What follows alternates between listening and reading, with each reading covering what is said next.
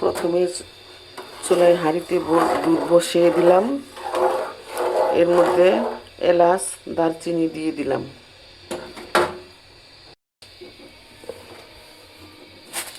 এখন দিয়ে দিলাম আমার সই পিঠা।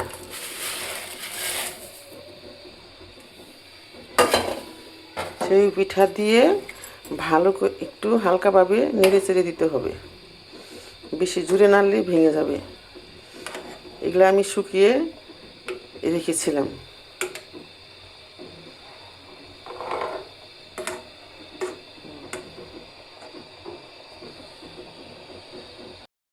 এখন আমি গুড় ঢেলে দিলাম।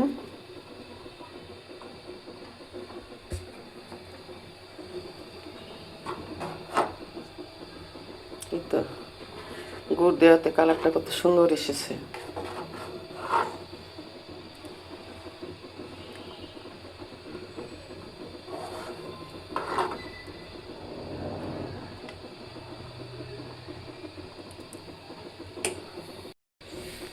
এখন আমি দিলাম নারকেল কুড়ানো।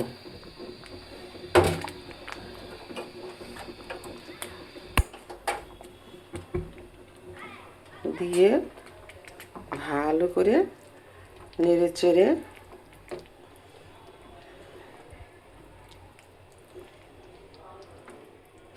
পরিবেশন করা।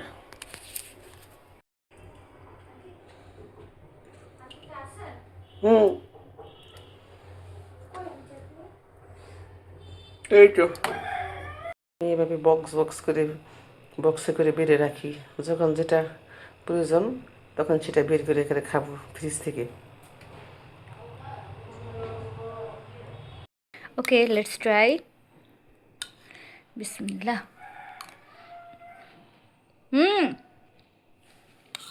আন্টি অনেক মজা হয়েছে। Thank you.